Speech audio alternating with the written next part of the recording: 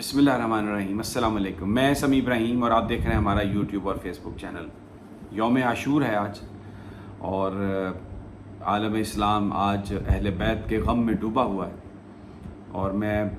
جو اپنا ویلاگ میں آج نہیں کرنا چاہ رہا تھا، لیکن ایک ایسی سچویشن ہوئی، وہ اس کے لیے پھر حالات ایسے تھے کہ کرنا بھی بہت ضروری تھا۔ لیکن سب سے پہلے میں جو کربلا میں جو اہل بیت نے قربانی دی، جس طرح حسین علیہ السلام نے اپنا سارا جو کنبہ ہے اس کی قربانی دی، ایک درس تھا اس میں کہ آپ حق اور سچ کے لیے ڈٹ جائیں۔ اور روزانہ آپ کی زندگی میں چیلنجز ایسے آتے ہیں جس میں آپ نے فیصلہ کرنا ہوتا ہے کہ آپ حق کے ساتھ ہیں یا آپ باطل کا ساتھ دے رہے ہیں۔ تو چھوٹی سے بات سے لے کے بڑی بات تک اگر آپ حق سچ کا ساتھ دیں گے تو پھر وہ معاشرہ بن سکتا ہے جس کے لیے نبی پاک صلی اللہ علیہ وسلم نے آئے، اور اللہ تعالیٰ نے اپنی کتابیں بھیجی، پیغمبر بھیجے، اور لوگ قربان ہوئے۔ اور اس میں جو میدان کربلا میں دی جانے والی قربانی ہے وہ بلا شبہ ایک عظیم قربانی ہے۔ ہمیں جہاں ہم اہل بیت کو یاد کرتے ہیں، جہاں ہم غم حسین میں شریک ہوتے ہیں اور ایک دوسرے کو ہم اہل بیت کا پرسہ دیتے ہیں، اسی طرح جس مقصد کے لیے انہوں نے قربانی دی وہ بھی ہمیں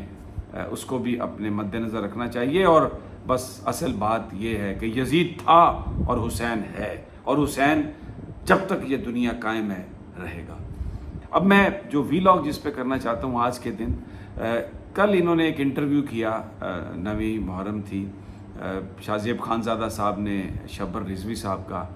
وہ پتہ نہیں پہلے سے ریکارڈڈ انٹرویو تھا یا کل انہوں نے کیا، مجھے نہیں پتہ، لیکن اس میں جو انہوں نے گفتگو کی تو 2-3 چیزیں، باقی تو آج اسد عمر صاحب بھی اس کا جواب دے رہے ہیں، اسد کیسر صاحب نے بھی جواب دے دیا، فواد چودھری صاحب نے بھی ٹویٹ کر دیا، اور بھی بہت سارے لوگ جو اس وقت اس حکومت کا حصہ تھے جب شبر زیدی صاحب چیئرمین FBR تھے، تو وہ گفتگو کر رہے ہیں ٹیکنیکل چیزوں پر۔ میں 2-3 چیزیں صرف آپ کے گوش گزار کروں گا جو بہت ضروری ہیں، پلیز آپ انہیں سنیے گا۔ ایک تو اس کانٹیکسٹ کو رکھیں کہ اس وقت پورے ملک میں جو لوگ اکانومی کو سمجھتے ہیں، جیسے ہی اس حکومت نے نگران وزیر اعظم کے لیے ایک جعلی قانون سازی کی ہے، یہ میں اس لیے کہہ رہا ہوں جعلی قانون سازی کہ اس قانون سازی سے نگران وزیر اعظم کو کوئی رائٹ نہیں مل سکتا، کوئی حق نہیں مل سکتا، کوئی اختیار نہیں مل سکتا۔ یہ سپریم کورٹ واضح کر چکی ہے کہ ایون جو الیکٹڈ پرائم منسٹر ہے وہ اکیلا کچھ بھی نہیں ہے، decision has to be taken by the cabinet. تو اگر الیکٹڈ پرائم منسٹر الیکٹڈ کابینہ کے ساتھ اگر کوئی فیصلہ کرے گا تو اس کی ویلیڈیٹی ہو سکتی ہے، اور اکیلا وزیر اعظم جو الیکٹڈ ہے وہ بھی کوئی فیصلہ کرے تو اس کی کوئی حیثیت نہیں ہے۔ تو یہ جو نگران جو مرہون منت ہوں گے الیکشن کمیشن کے، وہ اپنے اختیار کے لیے، تو ان کے پاس یہ اختیار کیسے آ سکتا ہے؟ یہ بات ہی غلط ہے یہ۔ لیکن کیونکہ پاکستان میں 90 دنوں میں انتخاب ہونا تھا، انتخاب نہیں ہوا، چل رہی ہے، کوئی توہین عدالت نہیں کسی کے خلاف ہوئی، کہ نگران حکومت پنجاب اور KPK کی 90 یا 120 دنوں کے لیے تھیں، وہ چل رہی ہیں، اور آگے پتہ نہیں کب تک چلیں گی، کوئی قانون کی کوئی عملداری کا کسی کو خیال نہیں ہے۔ روزانہ ہم سنتے ہیں، باتیں کرتے ہیں کہ جی یہ بڑا اس وقت ایک جمہوریت ہے، ایک آئینی حکومت ہے، لیکن ہم سب کو پتہ ہے کہ کیا ہو رہا ہے۔ غاصب اس وقت جو یہ یوزرپرز ہیں، ان کا کوئی اختیار نہیں ہے پنجاب میں اور KP میں جو حکومتیں ہیں، لیکن وہ چل رہی ہیں۔ اور اب کیونکہ انہوں نے نگران وزیر اعظم کے لیے یہ بات کہہ کر قومی اسمبلی میں ایک ایکٹ جو ہے نا اس کو بنانے کی کوشش کی ہے، یہ کہہ کر کہ وہ اختیارات لے سکتا ہے، تو اس سے یہ تاثر ابھرا ہے کہ شاید جو نگران ہوں گے یہ لمبے عرصے کے لیے ہوں گے۔ تو پھر اسی سے جڑی ہوئی یہ بات ہے کہ جو شاید یہ فیصلہ اس لیے کیا جا رہا ہے کیونکہ اسحاق ڈار صاحب کا بھی نام آ گیا کہ IMF سے ڈیل کرنا ہے، کوئی اکانومسٹ چاہیے، تو اس میں بہت سارے جو اکانومسٹ جو جاب کی تلاش میں پھر رہے ہیں، انہوں نے اچانک پتہ نہیں ڈبلیو ٹرن لے لیا، اور آج کے دن بجائے اس پہ بحث کریں کہ یہ جو IMF کا ایگریمنٹ ہے اس کا کیا امپیکٹ ہوگا، غریبوں کا بھرکس اس نے کس طرح نکالا ہے، اور یہ جو آگے جا کے پیسے حکومت نے دینے ہیں پاکستان کی، یہ کس طرح سے دیں گے، روزگار کیسے ہوگا، وہ ملک کی استحکام کیسے آئے گا جس سے اکنامک سٹیبلٹی آنی ہے، اس کی بجائے یہ 2019 اور 2020 کی ڈسکشن کر رہے ہیں۔ یہ بڑے مین سٹریم چینل، کیونکہ میرے ذہن میں کوئی ابہام نہیں ہے کہ یہ بکاؤ مال ہے سارے کا سارا، اور یہ ایک ख़ास मकसद के लिए आया है। ये 2018 से 2021 तक जो इमरान खान की हुकूमत है, ये अपनी गुफ्तगू में एक तो ये साबित करने की कोशिश करते हैं कि वो सब कुछ गलत था, और जो इनका बोगस और भोंडा प्रोपेगेंडा है ये आज के हुक्मरानों का कि जी हमें तो मईशत इसलिए मिली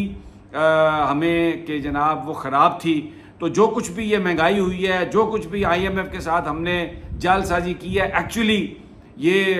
एक कंटिन्यूशन है और खान साहब ने उस वक्त सही फैसला नहीं किया, तो इसलिए हमें ये सब कुछ करना पड़ा। और अब चाबी वाले गुड्डे जो हैं यूं करके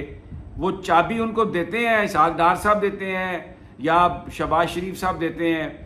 कौन देता है, ये गुड्डे आके तो ये नाचना शुरू कर देते हैं। और एक ही हर बात में टीम अच्छी नहीं थी इमरान खान की, टीम तैयार नहीं थी इमरान खान की, इमरान खान को खुद पता है। यानी आप ये देखें कि वो ग्रोथ रेट जो है उसको भी स्कैंडलाइज कर रहे हैं, और क्योंकि उनके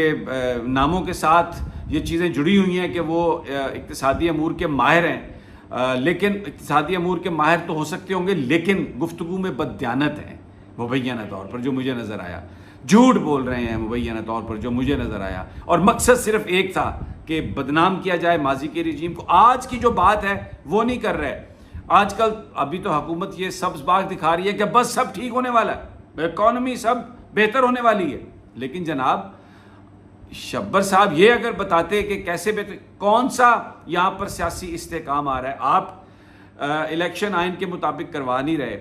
गैर कानूनी हुकूमतें आपने बिठाई हुई हैं, पॉलिटिकल वर्कर्स को आप उठा के उनके ऊपर नाजायज़ मुकदमात कर रहे हैं, आपने ख़वातीन को पकड़ के उनको नाजायज़ अंदर रखा हुआ है, चादर चार दीवारी का कोई तकद्दुस नहीं है। लोगों के साथ आप उनको नामालूम में पकड़ के थाने में जो FIR होती है उसमें जो खाना होता है नामालूम अफराद का, उसमें किसी को भी पकड़ के तो आप उसको तंग जगह पे रख के आप उनके साथ जुल्म सितम कर रहे हैं। ये इस्तेहकाम ला रहा है, मुझे ये बताइए। और कौन कहता है कि आने वाले दिनों में ये जो अगर निगरान वज़ीर आज़म को इस तरह का आ गया जिसने आगे इस तरह हुकूमत करनी है, एक ऐसी, मैं कुछ और कहना नहीं चाहता, हम लोग 12 तारीख तक इंतज़ार करेंगे, 8 तारीख तक, 9 तारीख, पूरी कौम देख रही है कि खुदा करे कि कुछ सही फ़ैसले बिलाखिर हो जाएं और वाक़तन जो इंतखाबात है उसके लिए राह हमवार हो जाए। लेकिन ये सारा जो आपको शब्बर ज़ैदी एंड और भी बहुत सारे लोग नज़र आएंगे। मुझे लेकिन अफसोस हुआ शब्बर ज़ैदी पर कि उन्होंने जियो टेलीविज़न को चुना और वहाँ पर शाहज़ेब खानज़ादा के साथ उन्होंने एक इंटरव्यू दिया, और उसमें शाहज़ेब खानज़ादा नज़र आ रहा है इंतहाई, मतलब he is a very senior journalist, और वो बड़े अच्छे अंदाज में भी अगर किसी की क्लास लेना चाहता तो वो ले सकता था, लेकिन इतने भोंडे अंदाज में, शायद पीछे से प्रेशर इतना था प्रोड्यूसर का जो कान में बोल रहा था कि ऐसे भोंडे सवाल कर रहे थे, वो ऐसे घटिया सवाल किए उन्होंने कि वो नज़र आ रहा था कि व्हाट ही वांट्स ये नज़र आ रहा था। और शब्बर साहब भी जो बैठे जिस तरीके से एक बड़ा फिलोसोफर बन के, और एक्टिंग हो रही थी सोच के जवाब देने की, नॉनसेंस। इसमें बहुत सारे जो हैं चप्पड़ कनातिये और बहुत सारे दरबारी लगे हुए हैं इस वक्त सोशल मीडिया पर, भरे हुए हैं शब्बर ज़ैदी की तारीफ़ों पर और इमरान खान के ऊपर तनकीद करने पर। और मुझे हैरत है आज की कहानी डिस्कस करने की बजाय कि इन्होंने क्या किया है और आगे क्या करेंगे। पिछली कहानियाँ जिक्र यानी कंकॉक्टेड स्टोरीज आ रही हैं ताकि जो आज की बदअमालियाँ हैं और जो आज का इनकॉम्पिटेंस है उसको हम जस्टिफाई कर सकें। लेकिन पाकिस्तान की गलियों में, पाकिस्तान की सड़कों पर, पाकिस्तान के तालीमी इदारों में वो लोग जो मामलात को समझते हैं वो अपना माइंड मेकअप कर चुके हैं, वो फैसला कर चुके हैं सब कुछ देख के कि हक पर कौन है और झूठा कौन है। तो ये जो सारी जो कहानियाँ हैं इसका कोई फ़ायदा नहीं होगा। ये लोग खुद बेतौकीर हो रहे हैं और आज असद उमर साहब जवाब देंगे, वो अपनी कहानी का वो जवाब देंगे, अपने आप को क्लियर करेंगे। हो सकता है क्योंकि वो भी ऐलान कर चुके हैं कि सियासत से उनका कोई ताल्लुक़ नहीं है और वो मुझे नहीं पता क्या उनका मुस्तकबिल है। ये सब लोग अपना अपना नाम क्लियर करने के लिए मुझे नहीं पता क्या कुछ कहेंगे। लेकिन एक बात इन सब की मुझे नज़र आ रही है कि ये कहेंगे कि जो वज़ीर आज़म साहब थे उस वक्त उनमें बहुत ख़राबी थी, उनमें बहुत बुराई थी। ये सारा कारखाना इसीलिए ये बनाया गया है कि इमरान खान को बदनाम किया जाए और ये साबित किया जाए कि वो बिल्कुल अहल नहीं था وہ ماہر نہیں تھا، اس کی تیاری نہیں تھی، اور یہ جو کرائسس ہے آج کا یہ عمران خان کی وجہ سے. اور اگر آپ صرف عمران خان کو نکال دیں سسٹم سے تو بس یہ جو ہے نا قوم بڑی ترقی کرے گی اور ملک بڑا ترقی کرے گا. لیکن افسوس یہ بات کوئی ماننے کے لیے تیار نہیں ہے. مجھے اجازت دیجیے، اگلی ویڈیو تک انشاءاللہ جلد ملاقات ہوگی. اللہ نے